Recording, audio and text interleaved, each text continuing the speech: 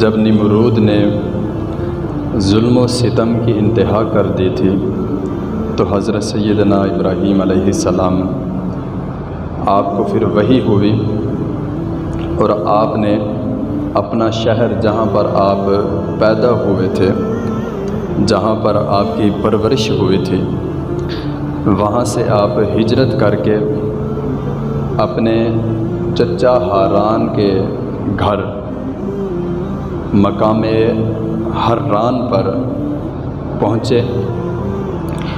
اور اپنے چچا کے پاس کئی روز رہے۔ اس کے بعد آپ کے چچا نے حضرت سیدنا ابراہیم علیہ السلام آپ کی پیشانی پر نیک بختی کا نشان دیکھا، سعادت مندی کا نشان دیکھا، اور اپنی بیٹی سارہ سلام اللہ علیہا ان کا نکاح حضرت سیدنا ابراہیم علیہ السلام کے ساتھ فرما دیا۔ تو اس کے بعد کافی عرصہ آپ اپنے چچا کے پاس رہے، وہاں پر لوگوں کو واعظ و نصیحت کرتے رہے۔ تو اس کے بعد وہاں سے بھی آپ نے ہجرت فرمائی، کیونکہ وہاں پر آپ کی تبلیغ کو سننے والا کوئی نہیں تھا۔ وہاں سے بھی آپ کو جب وحی ہوئی، آپ کو حکم ہوا، تو آپ اپنے چچا کے شہر سے روانہ ہوئے، اور وہاں سے 3 بندوں کا قافلہ تھا۔ ایک حضرت سارہ رضی اللہ تعالی عنہا، اور حضرت سیدنا ابراہیم علیہ السلام، اور تیسرے حضرت سیدنا لوط علیہ السلام۔ یہ 3 جو تھے یہ وجود وہاں سے روانہ ہوئے، تنہا تھے، سفر کرتے کرتے مصر کے شہر میں پہنچے۔ تو یہ ساری گفتگو کرنے کا اور یہ کڑی سے کڑی جوڑنے کا مقصد صرف اور صرف یہ ہے، جن کی سنت کو ادا کرنے کے لیے آج ہر بندہ کوشاں ہے اور اپنا اپنا حصہ شامل کر رہا ہے، تو یہ ان کی یاد کو تازہ کرنا ہے اور بتانا ہے کہ انہوں نے دین کی تبلیغ میں کتنا دکھ برداشت کی ہے۔ تو حضرت سیدنا ابراہیم علیہ السلام آپ اور آپ کے ساتھ حضرت سیدنا لوط علیہ السلام اور آپ کی زوجہ حضرت سارہ رضی اللہ تعالی عنہا، یہ 3 وجود جو تھے یہ مصر کے شہر میں پہنچے۔ اور پھر وہاں پر انتہا یہ تھی کہ مصر کا بادشاہ جو تھا وہ بہت ظالم تھا، بہت بڑا ظالم تھا۔ اس نے شہر کے دروازے کے اوپر کچھ اپنے ایسے چیلے کھڑے کر رکھے تھے کہ جو وہاں پر کوئی بھی بندہ آتا جس کی بیوی خوبصورت ہوتی تو وہ بادشاہ کو جا کر بتاتا کہ فلاں بندہ آج شہر میں داخل ہوا، اور اس کے ساتھ جو عورت ہے یا اس کی بیوی ہے، بہن ہے، جو بھی ہے وہ بڑی خوبصورت ہے، اور جو بادشاہ کو پسند آ جاتی تو بادشاہ اس کو اپنے پاس رکھتا۔ اتنا بڑا ظالم تھا۔ تو جب حضرت سیدنا ابراہیم علیہ السلام 1-2 امتحان دے کر مصر کے شہر میں جب پہنچے تو وہاں پر بھی ایک امتحان آپ کا انتظار کر رہا تھا۔ تو وہاں پر بادشاہ وقت کو خبر پہنچی کہ ایک بندہ آیا ہے، اس کے ساتھ ایک خوبصورت نوعمر عورت ہے، بڑی حسین و جمیل ہے، اور خوبصورتی کی انتہا یہ ہے کہ اپنا ثانی نہیں رکھتی وہ۔ تو جب بادشاہ کو یہ بات پتہ چلی تو بادشاہ نے اپنے چیلوں کو بھیجا، اپنے نوکروں کو بھیجا کہ جا کے اس عورت کو پکڑ کے لے آؤ۔ حضرت سیدنا ابراہیم علیہ السلام بھی ساتھ گئے، اور حضرت سارہ رضی اللہ تعالی عنہ آپ کو بھی وہ قید کر کے بادشاہ کے دربار میں لے گئے۔ تو حضرت سیدنا ابراہیم علیہ السلام آپ سے جب پوچھا گیا کہ یہ عورت جو تیرے ساتھ آئی ہے یہ کون ہے، کیونکہ وہ آپ کے چچا کی بیٹی تھی، تو آپ نے بولا کہ یہ میری بہن ہے، کیونکہ اس وقت مصر کی سرزمین پر سوائے آپ علیہ السلام کے اور حضرت سارہ رضی اللہ تعالی عنہ اور حضرت سیدنا لوط علیہ السلام کے علاوہ کوئی اور اللہ رب العزت کو ماننے والا نہیں تھا۔ یعنی کہ اگر مومن کے حساب سے دیکھا جائے، اللہ رب العزت کے اوپر ایمان لانے کے حساب سے دیکھا جائے تو وہ بہن بھائی تھے آپس میں، اور چچا زاد بھی بہن بھائی تھے۔ تو انہوں نے یہ بات کی۔ المختصر جب بادشاہ وقت کو پتہ چلا کہ وہ عورت ہمارے محل میں آ چکی ہے تو بادشاہ وقت جو تھا اس نے غلط ارادے کے ساتھ حضرت سارہ رضی اللہ تعالیٰ عنہ آپ کی طرف ہاتھ بڑھایا، اور خدا کی کرنی یہ تھی کہ جب وہ بادشاہ حضرت سارہ رضی اللہ تعالیٰ عنہ آپ کی طرف ہاتھ بڑھانے لگا تو وہ زمین میں دھنسنے لگ گیا، زمین اس کو آہستہ آہستہ نگلنے لگ گئی۔ تو وہ جو بادشاہ تھا اس نے ہاتھ جوڑ کر عرض کی اور معافی مانگنے لگا اور کہنے لگا کہ اے نیک خاتون، دعا فرمائیے کہ مجھے اس عذاب سے چھٹکارا مل جائے تو میں آپ کو ہاتھ نہیں لگاؤں گا۔ پکے دل سے، سچے دل سے میں معذرت بھی کرتا ہوں اور معافی بھی مانگتا ہوں۔ تو حضرت سارہ رضی اللہ تعالیٰ عنہ آپ نے دعا فرمائی اور وہ بادشاہ جو تھا وہ واپس باہر نکل آیا۔ تو اس کو پھر بھی عقل نہ آئی، اس کے اوپر غلط کام کرنے کا غلبہ جو تھا وہ بہت زیادہ تھا۔ تو اس نے دوبارہ ہاتھ بڑھایا تو وہ پہلے سے بھی زیادہ سخت پکڑ میں آ گیا۔ تو پھر اس نے کہا کہ اب مجھے بچا لیجئے اپنے رب سے دعا کر کے، میں وعدہ کرتا ہوں کہ میں آپ کو ہاتھ تک نہیں لگاؤں گا۔ تو آپ نے دوبارہ دعا فرمائی تو وہ بادشاہ جو تھا وہ سختی سے اس کو چھٹکارا مل گیا۔ تو اس نے اپنے وزیروں سے کہا، مشیروں سے کہا کہ یہ عورت جو ہے یہ مجھے کوئی جن لگتی ہے یا جنوں کی سردار لگتی ہے کہ اس کی طرف جب بھی میں ہاتھ بڑھانے کی کوشش کرتا ہوں تو میں زمین میں دھنسنے لگ جاتا ہوں۔ تو وہ جو وہاں کے لوگ تھے وہ جنوں کو بڑا پوجتے تھے، بڑی عقیدت رکھتے تھے جنوں کے ساتھ، تو وہ بڑا عزت اور احترام کرنے لگ گئے حضرت سارہ رضی اللہ تعالیٰ عنہ آپ کا۔ اور اس کے دربار میں مصر کا جو بادشاہ تھا اس کے دربار میں پہلے بھی ایک عورت موجود تھی جس کے ساتھ یہی واقعہ اسی طرح پیش آیا تھا کہ اس کی بھی طرف جب ہاتھ بڑھاتا وہ بادشاہ تو اس زمین میں دھنسنے لگ جاتا۔ تو جب اس کی نیک بختی دیکھی اور یہ دیکھا کہ جب بھی میں ہاتھ بڑھانے لگتا ہوں تو اللہ کی طرف سے پکڑ آ جاتی ہے، تو جب انہوں نے یہ بات دیکھی تو کہنے لگے کہ آپ کے ساتھ جو معاملہ ہوا، پہلے بھی ایک خاتون تھی جس کے اوپر میرا دل آیا تھا جو بڑی خوبصورت تھی اور غلط ارادے کے ساتھ میں اس کی طرف بڑھا تھا اور میرے ساتھ یہی معاملہ ہوا تھا، تو لہٰذا آپ مجھے بہت نیک خاتون لگتی ہیں۔ اور انہوں نے یہ سمجھا تھا کہ یہ جنوں کی سردار ہیں، تو وہ بڑا پوجتے تھے جنوں کو، بڑی عقیدت رکھتے تھے۔ تو ان کے پاس جو دوسری عورت تھی وہ تھی حضرت ہاجرہ رضی اللہ تعالیٰ عنہ، تو ان کو بھی حضرت سارہ رضی اللہ تعالیٰ عنہ آپ کے ساتھ کر دیا اور اس کو یہ حکم دیا کہ یہ جو حضرت سارہ ہے ان کی خدمت کر لی ہے تو نے۔ تو اب وہاں پر ہو گئے 4 بندے، ایک حضرت سیدنا ابراہیم علیہ السلام اور دوسرا حضرت سیدنا لوط علیہ السلام اور تیسری جو عورت تھی وہ حضرت سارہ رضی اللہ تعالیٰ عنہ اور چوتھی حضرت ہاجرہ رضی اللہ تعالیٰ عنہ۔ یہ 4 وجود تھے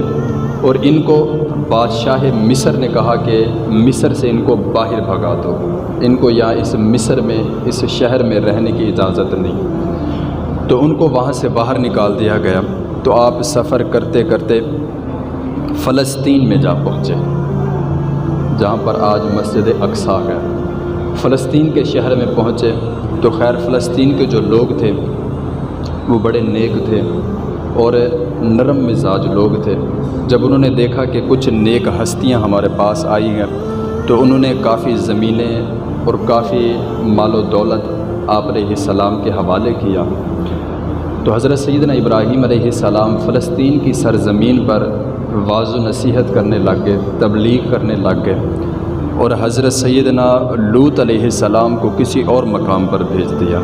اب یہ 3 بندے تھے جو مصر کی سرزمین، یہ فلسطین کی سرزمین پر اللہ رب العزت کی وحدانیت کا پرچار کرنے والے تھے اور اللہ رب العزت کو وحدہ لا شریک ماننے والے تھے اور لوگوں کو دین کی تبلیغ کرنے والے تھے۔ تو حضرت سیدنا ابراہیم علیہ السلام آپ کی عمر بہت زیادہ ہو گئی، کافی عمر ہو گئی، بزرگ ہو گئے آپ۔ تو ایک دن آپ کے دل میں یہ خواہش پیدا ہوئی، یہ حسرت پیدا ہوئی کہ باری تعالیٰ میں تیرا خلیل ہوں، اتنا امتحان میں نے دیے ہیں، اولاد کوئی نہیں ہے میرے پاس، یہ اولاد بہت میٹھا میوہ ہوتا ہے، یہ جن کے پاس ہے ان سے پوچھیں یا جن کے پاس نہیں ہے ان سے پوچھیں کہ اس کی قدر کیا ہوتی ہے۔ تو حضرت سیدنا ابراہیم علیہ السلام نے بھی خواہش ظاہر کی۔ تو حضرت سارہ جو آپ کے عقد میں تھی، انہوں نے جب یہ بات سنی، جب ان کو پتہ چلا، تو آپ نے آگے سے عرض کی کہ اے ابراہیم، جب آپ کا اور میرا نکاح ہوا تھا تو آپ نے ایک وعدہ کیا تھا میرے ساتھ کہ میں آپ کی ہر بات مانوں گا، تو لہٰذا میری خواہش یہ ہے کہ میرے وطن سے تو کوئی اولاد نہیں ہوئی، تو میں یہ چاہتی ہوں کہ آپ ہاجرہ سے نکاح فرما لیں، ہو سکتا ہے کہ اللہ تعالیٰ مہربانی فرما دے اور ہمیں اولاد جیسی میٹھی نعمت مل جائے۔ تو آپ کے کہنے پر حضرت ہاجرہ رضی اللہ تعالیٰ عنہ آپ کی طرف حضرت سیدنا ابراہیم علیہ السلام نے نکاح کا پیغام بھجوایا، اور حضرت ہاجرہ رضی اللہ تعالیٰ عنہ آپ نے اس کو بخوشی قبول فرما لیا۔ تو آپ کا نکاح ہوا اور بڑی دعائیں مانگی، بڑی عبادتیں کی۔ تو اس کے بعد اللہ رب العزت نے حضرت سیدنا ابراہیم علیہ السلام کو ایک چاند سا بیٹا عطا فرمایا، جس کا نام تھا حضرت سیدنا اسماعیل علیہ السلام۔ تو جب وہ بیٹا پیدا ہوا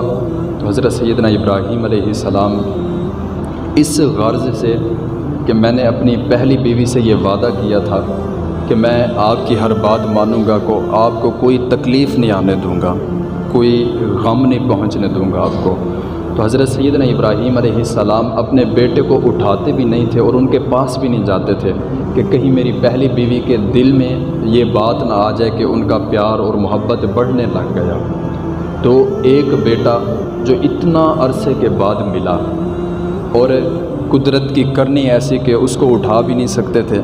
اور اس کو پیار بھی نہیں کر سکتے تھے، تو حضرت ہاجرہ رضی اللہ تعالیٰ عنہ آپ نے بیٹا، آپ کے بطن اطہر سے بیٹا پیدا ہوا، اور حضرت سارہ رضی اللہ تعالیٰ عنہ آپ نے اس کی پرورش کی۔ تو ایک دن کیا ہوا، یہ تفسیر میں ملتا ہے تاریخ کی کتب میں، کہ ایک دن حضرت سیدنا ابراہیم علیہ السلام نے دیکھا کہ حجرہ مبارک میں حضرت سیدنا ابراہیم علیہ السلام اکیلے لیٹے ہوئے ہیں اور کھیل رہے ہیں اور ساتھ بندہ کوئی نہیں ہے۔ تو آپ کے دل میں محبت جاگی باپ والی، اور اپنے بیٹے کو دیکھا اور رہ نہ سکے، تو اپنے بیٹے کو اٹھایا اور اٹھا کر ان کی پیشانی چومی، ان کو پیار کرنے لگے، کھیل رہے تھے ان کے ساتھ۔ تو جس بات کا ان کو یہ خدشہ تھا کہ اگر یہ بات ہوئی تو میری بیوی پہلی ناراض ہو جائے گی، تو وہی بات ہوئی کہ حضرت سارہ رضی اللہ تعالیٰ عنہ آپ نے دیکھ لیا۔ تو پھر آپ نے فوراً حکم دیا کہ آپ نے خود کہا تھا، آپ نے خود فرمایا تھا کہ میں آپ کی ہر بات مانوں گا، لہٰذا یہ میری رضا ہے کہ آپ اس بچے کو اور اس کی ماں کو جنگل بیابان میں چھوڑ کر آئیں، جنگل بیابان میں، جہاں پر کوئی کھیتی نہیں، جہاں پر کوئی انسان نہیں، انسان نام کی کوئی چیز ہی نہیں، بالکل بے زر زمین پر چھوڑ کر آئے، کیونکہ آپ نے وعدہ کیا ہوا تھا۔ تو آپ انتظار میں تھے کہ رب کی طرف سے وحی آئے اور میں اپنی بیوی کو جو نیک خاتون ہے اور اپنے بچے کو اس جگہ پر چھوڑ کر آؤں جہاں کا حکم ہو۔ تو انتظار تھا، تو وحی آ گئی۔ تو وحی آنے کے بعد حضرت سیدنا ابراہیم علیہ السلام نے اپنی بیوی کو ساتھ لیا اور اپنے بیٹے کو، جو چاند سا بیٹا تھا، ابھی پیدا ہوا تھا، کچھ ماہ ہی ہوئے تھے، اور ایک اور امتحان آ گیا۔ لیکن خلیل جو تھا وہ ہر امتحان میں ثابت قدم تھا۔ تو انہوں نے اپنی بیوی سے فرمایا کہ چلیں آپ کو کسی اور جگہ میں نے چھوڑ کر آنا ہے، تو آپ کو بھی ساتھ لیا اور اپنے بچے کو بھی ساتھ لیا۔ چلتے چلتے جس جگہ کا حکم ہوا تھا وہاں پر جب پہنچے تو وہاں پر نہ کوئی انسان تھا، نہ کھانے پینے کی کوئی چیز تھی، اور نہ ہی وہاں پر کوئی سایہ تھا، کوئی درخت نہیں تھا، ریگستان تھا، جھاڑیاں ہی جھاڑیاں تھیں۔ تو حضرت سیدنا ابراہیم علیہ السلام نے اپنی بیوی کو اور اپنے اس بچے کو، جن کو اتنی دعائیں مانگ کر لیا تھا، ان کو اس جگہ پر چھوڑا اور وہاں سے واپس آنے لگے۔ کچھ قدم چلے تو حضرت ہاجرہ رضی اللہ تعالیٰ عنہ آپ پیچھے سے دوڑی اور کہنے لگی کہ اے ابراہیم علیہ السلام، آپ ہمیں کس کے سہارے چھوڑ کر جا رہے ہیں؟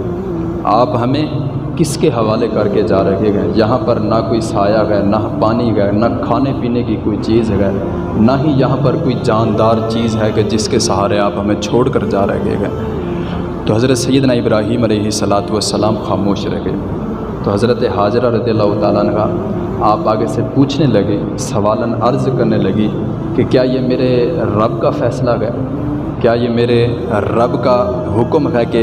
مجھے اور میرے بچے کو اس جنگل بیابان میں چھوڑ کر آئیں؟ تو حضرت سیدنا ابراہیم علیہ السلام آگے سے سر ہلا کر مثبت جواب میں کہنے لگے، ہاں یہ رب کا حکم تھا اور یہ رب کا فیصلہ تھا کہ جو میں آپ کو یہاں پر چھوڑ کر جا رہا ہوں۔ تو آگے جو وہ نیک خاتون تھی وہ آگے سے کہنے لگی، تو پھر ابراہیم آپ جائیں، آپ سکون سے جائیں، کیونکہ جس رب نے ہمیں یہاں پر بھیجنے کا حکم دیا ہے وہ رب ہمیں کبھی ضائع نہیں فرمائے گا، وہ رب کبھی ہمیں ضائع نہیں ہونے دے گا۔ تو جب رب کی رضا میں جب بندہ راضی ہو جائے تو اللہ رب العزت اس کا کوئی معاملہ خراب نہیں ہونے دیتا۔ تو حضرت سیدنا ابراہیم علیہ السلام چلتے چلتے جب اوجھل ہو گئے، ظاہر نہیں آ رہی تھی آپ کی بیوی اور آپ کا بچہ، تو آپ نے پیچھے مڑ کے دیکھا اور ہاتھ اٹھا کر دعا کی۔ وہ کیا دعا تھی کہ اس کو قرآن مجید نے کچھ یوں بیان کیا کہ ربنا انی اسکنت من ذریتی بواد غیر ذی زرع عند بیتک المحرم، اے میرے رب، میں نے اپنی بیوی اور بچے کو ایسی وادی غیر ذی زرع میں تیرے آسرے پر چھوڑا ہے، فقط اس وجہ سے کہ تیرے گھر کے پاس میں نے ان کو چھوڑا، تیرا گھر آباد ہو اور لوگوں کو ان کی طرف مائل کر تاکہ لوگ ان کی طرف آئیں اور اس جگہ کو آباد فرما۔ تو یہ دعا کرتے ہوئے اور دل پر پتھر رکھے ایک باپ اپنے بچے کو اور اپنی بیوی کو چھوڑ کر وہاں سے روانہ ہو گیا۔ اب ایک ماں ہے اور ایک چھوٹا سا بچہ ہے، وہ اس جنگل بیابان میں جہاں پر کوئی چیز ہی نہیں ہے وہاں پر زندگی گزارنے کے لیے بیٹھے ہوئے گئے، اور کہیں سے دور دور تک کسی کے آنے جانے کا کوئی نام و نشان بھی نہیں تھا، کوئی پانی کا نام و نشان نہیں تھا۔ آپ کے پاس کھانے پینے کے لیے کچھ مشکیزیں تھے اور کچھ کھجوریں تھی، اتنا آپ کے پاس کھانے پینے کا سامان جو تھا وہ 1-2 دن چلا، وہ بھی ختم ہو گیا۔ پھر جب دیکھا کہ میرا بیٹا جو اتنا خوبصورت ہے، اتنا حسین و جمیل ہے، پیاس کی وجہ سے تڑپ رہا تھا، رو رہا تھا، تو ماں سے برداشت نہ ہوا، ماں کا کلیجہ چیرنے لگا۔ تو ماں کی ممتا جاگی اور وہ جگہ جہاں پر آپ اس وقت تشریف فرما تھے، اس جگہ کو آج ان الصفا والمروہ من شعائر اللہ اس نام سے جانا جاتا ہے۔ تو آپ کی ماں جو تھی حضرت حاجرہ رضی اللہ تعالی عنہا، آپ دوڑتی کبھی صفا پر، چوٹی پر جاتی دوڑ کر، اور پھر دوڑ کے واپس آتی، اور جب حضرت اسماعیل علیہ السلام نظر آتے تو وہاں پر آہستہ ہو جاتے کہ میرا بیٹا نظر آ رہا ہے، پھر مروہ پر چڑھتی، دوڑ کے جاتی، جب بیٹا اوجھل ہوتا تو دوڑنے لگ جاتی، اور جب بیٹا سامنے آتا تو پھر آرام سے سکون سے آہستگی سے چلنے لگ جاتی۔ الغرض حضرت حاجرہ رضی اللہ تعالی عنہ آپ نے 7 چکر لگائے۔ 7 چکر لگانے کے بعد تفسیر میں یہ لکھا ہوا ملتا ہے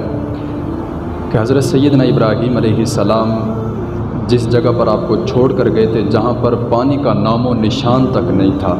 جہاں پر کسی کے آنے جانے کا کوئی خواب و خیال بھی نہیں تھا،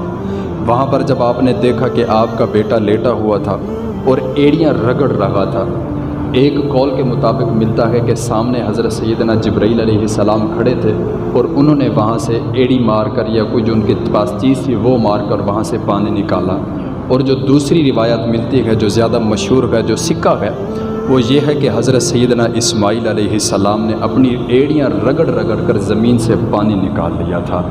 اور وہ پانی جو تھا اس پانی کو آج کے اس دور میں آب زمزم کہا جاتا ہے۔ زمزم کا مطلب ہوتا ہے رک جانا، ٹھہر جانا۔ تو وہ پانی جب وہاں سے جاری ہوا اتنا زیادہ مقدار میں تھا کہ حضرت حاجرہ رضی اللہ تعالیٰ عنہ آپ پریشان ہو گئی، اور آپ نے سائڈ پہ پتھر رکھنا شروع کر دیے، اور 2 دفعہ یہ لفظ دہرایا کہ زمزم، کہ اے پانی رک جا،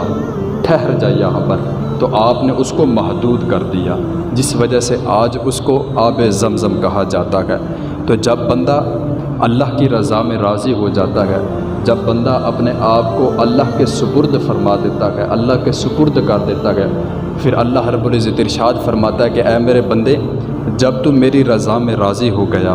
جب تو نے اپنے آپ کو میرے حوالے کر دیا، تو پھر میں تیرا چرچا ایسے کروں گا کہ تو اس دنیا سے چلا جائے گا، لیکن تیرا چرچا، تیرا ذکر رہتی دنیا تک باقی رکھوں گا میں۔ تو اللہ کے ساتھ وفا کر کے تو دیکھو، اللہ کی رضا میں راضی ہو کر تو دیکھو، پھر یہ